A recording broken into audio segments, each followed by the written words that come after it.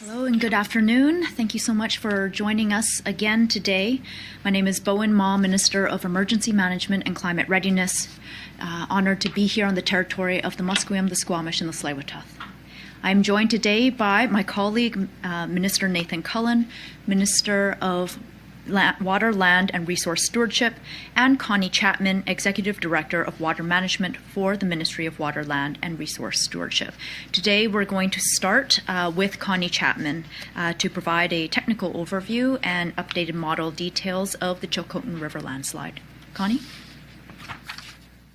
Thank you, Minister Ma. So over the last 3 days, we've had staff on the ground and we've been able to gather a significant amount of information in regards to how this landslide is reacting within its current environment. So early this morning, we did see additional movement within the landslide. We saw additional debris come down off of that scarp embankment and come over top of already deposited materials. We do know that this area does have instability within it, and so we are not surprised by this continuation of activity within the area. Next slide, please.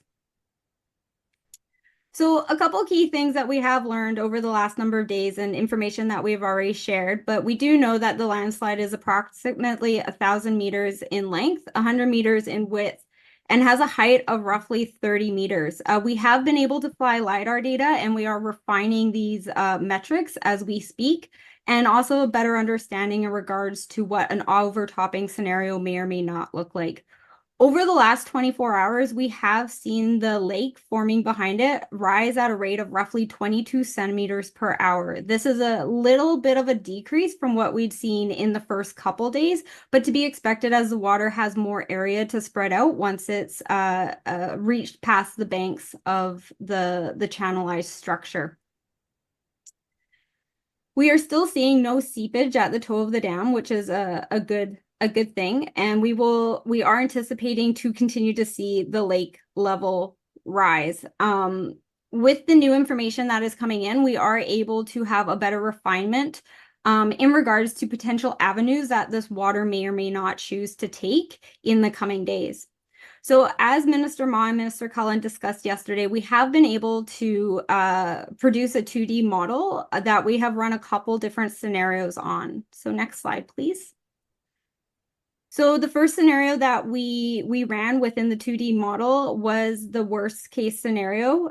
So this is an overtopping breach where the failure would happen in an hour period of time. So what would happen is that water would overtop the natural dam, and then within an hour, we would see that infrastructure fail and collapse and move downstream. So from this scenario, what we've learned is that, or from the model, what we've learned is that at the Farwell Canyon Bridge, it would take roughly 1.5 hours for the material and water to move downstream.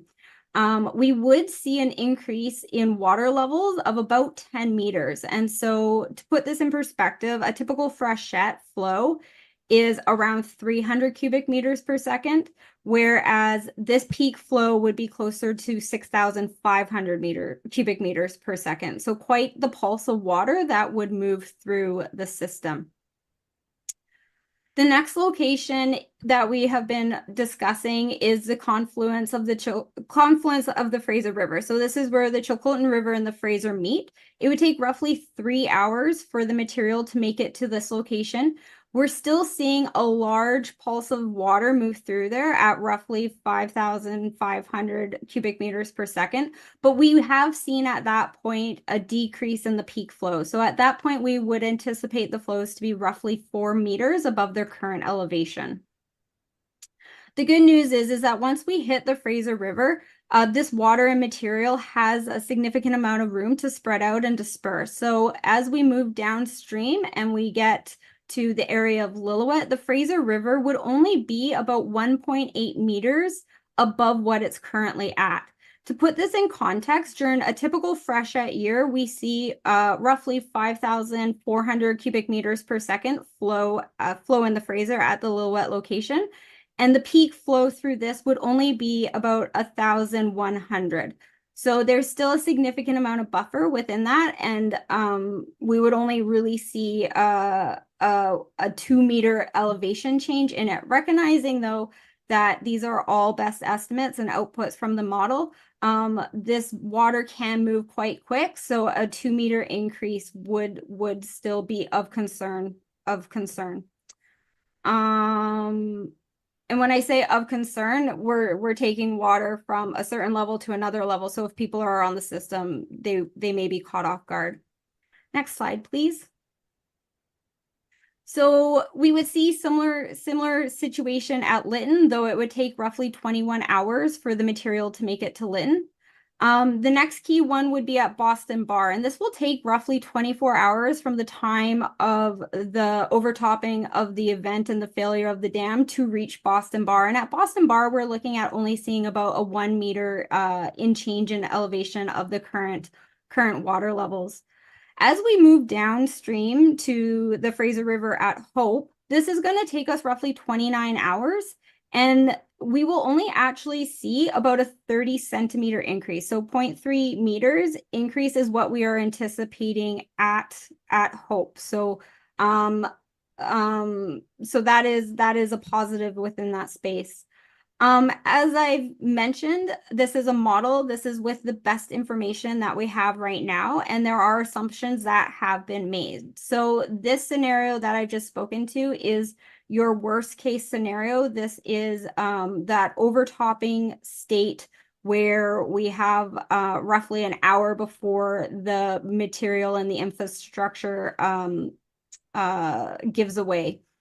So the next scenario I'm going to talk about, next slide, please, is what it would look like if the overtopping event then took 24 hours for that breach and downward cutting and failure of the material to occur. So if we are looking at a 24-hour scenario, what this means is that the water is going to overtop the dam, and the water is then going to take 24 hours to slowly downward cut a new channel within the current material that is there before that material fully gives away. What this looks like downstream means it is quite different than from scenario one. So downstream at Farwell Canyon Bridge, instead of being about a 1.5 sort of hour time frame, we're looking at closer to 9 hours. In addition, our peak height is only about 5 meters. So we have quite the decrease in regards to elevation of water level with the 24-hour scenario. The next one is the confluence of the Chilcotin and the Fraser, and this will take roughly 11 hours. And at this point, our peak height would only be about 2.1 meters. So significantly less than what we'd seen within that 1 hour, almost half.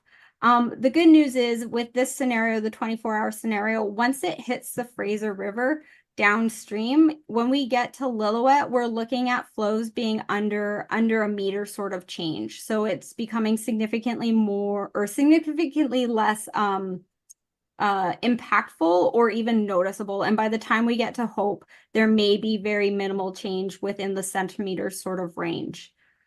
So I do just want to caveat and reiterate that this is an extremely dynamic situation. There have been several assumptions made to be able to produce this model, but this is really this really does give us a starting point to understand where we may be headed. We do have confidence that this is going to be an over breach type failure versus a seepage failure. And so with understanding that breaching, the overtopping and the breaching of the dam is the more likely failure, we have been able to produce these numbers and have confidence. As we continue to collect the data, we will be continuing to refine these numbers to give the best estimate that we have. And as I mentioned, we have staff out there currently collecting additional field data to really support the model in the best way that we can. So thank you, and I'll pass it back to Minister Ma or Minister Cullen. Thank you so much, Connie. We're going to take a moment to allow the slides to come down. We're good? Thank you so much. And I'd now like to pass it over to Minister Cullen. Thank you very much, Mr. Ma. Thank you, Connie, for the presentation. As you've heard, we've learned quite a bit more about the situation on the Chilcotin River and the breaching of that natural dam that formed in last week's slide. As Connie laid out, the modeling now suggests that even under those worst case scenarios of a significant breach happening quite quickly, water levels, particularly in the Fraser River, might only slightly higher than what we would expect during a typical spring snowmelt season. Though flows on the Chilcotin River are expected to be above normal freshet flows by a significant margin, which brings real risk for that ecosystem and the banks along that river. We are not letting our guard down even for a second with regards to this issue. We continue to actively monitor the situation and preparing for all possibilities. There are still risks, including further landslides upstream of the dam and potential slides downstream once the water starts to flow through in a significant way. We also know that debris may be part of the outflow, which can cause significant damage to the banks and to infrastructure along the way. Now that we have better modeling of the flows, work is underway to strengthen our understanding of the debris aspect of this situation. For those reasons and others, it's extremely important to obey all emergency orders and to stay away from the river and surrounding banks.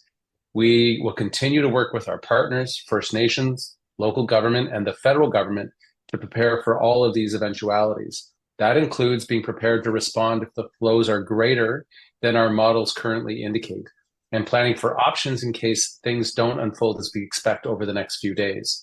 We are also taking very seriously the potential impacts of this slide on wild salmon and other fish species. We're working very closely with First Nations, Fisheries and Oceans Canada to prepare. While we know that there will be impacts on fish from this event, our early assessment is that the majority of the Chinook run is already past the landslide area. We are also estimating that we should have 4 to 7 days to plan for returning sockeye salmon as they work their way up the Fraser system to the Chilcotin. And we're doing that work with our partners. With First Nations, the DFO, we have activated an incident command structure to mobilize the resources we need in advance. We'll have more information on this issue in coming days. And I want to again thank the many people, government specialists, First Nations leaders, technicians, engineers, hydrologists, who are working day and night to keep British Columbians safe. And to First Nations partners who bring their invaluable traditional knowledge from living on this land since time immemorial, a huge thank you in informing the way that we are going about our business. The news today is that we're more confident that the river will naturally overtop the dam and that the risk to public and communities downstream is likely lower than what we all feared just a few days ago. But we also know that these are models, not guarantees. That's why we're planning for all scenarios and urge the public to continue to follow emergency orders and to keep themselves safe. I'll now turn it back to Minister Ma to give more detail about the emergency management work that's happening. Thank you for your time today. Thank you so much, Minister Cullen. So as has already been outlined, worst case scenario modeling suggests that while flows in the Chilcotin River are expected to be well above normal freshet flows, water levels in the Fraser River are likely to be lower than what we would normally see during a normal freshet season. Ultimately, this is an encouraging development for communities downstream, but we nevertheless continue to coordinate closely with communities along the rivers to ensure that we're prepared to protect people from potential flooding. We are taking the necessary precautions to protect people, livestock, and infrastructure. For example, Interior Health has relocated patients from Lillooet to an alternative location as a precautionary measure. I want to remind the public that an evacuation order along the entire Chilcotin River between Hanceville and the Fraser River has been in place since July 31st. Through coordination with the Ministry of Agriculture and Food, approximately 2,500 cattle have been evacuated from the landslide area, and we continue to require all members of the public to stay away from this entire area. Furthermore, planning is underway to address the impacts of debris management related to public safety based on a number of different scenarios, should they occur. Again, I need to emphasize this situation is very dynamic, and I want to be clear that the valley could be extremely unstable and dangerous before, during, and after overtopping of the barrier occurs. There is an evacuation order in place along the Chilcotin River. It has been in place since July 31st. People need to stay out of the order area. Yesterday evening, we reissued the BC Emergency Alert. This was necessary because we needed to renew our efforts to evacuate people from that landslide area. Despite significant efforts to evacuate and clear the area on Wednesday, we received reports that some people were coming back to see the landslide, some with drones. Yesterday, the BC Wildfire Service put out a notice to airmen, a NOTAM, in the airspace above the landslide area. This means that operation of any aircraft that is not part of the landslide response is illegal within this area. This includes UAVs and drones. For the safety of the aircrew and of the public, we are asking everyone to stay clear of the area, both on the ground and in the airspace. This is extremely dangerous and poses a threat to both the people that re-enter the area and experts who are assessing the situation on the ground. As a reminder, it is unlawful to be within an evacuation order area. But more than that, it is incredibly dangerous anywhere within the Chilcotin Valley between Hanceville and the Fraser River. We are talking about water flows that could potentially exceed a typical freshet volumes by 20 times. So we are encouraging everyone and requiring everyone to stay off of the Chilcotin River and its banks. We're also continuing to urge everyone to stay off of and away from the Fraser River. And it remains incredibly important, especially for those people living in evacuation alert areas along the Chilcotin downstream of the landslide and the Fraser between the Chilcotin to Gang Ranch Road Bridge, to be prepared to leave on a moment's notice. Everyone in the province that is out there this long weekend, please know before you go.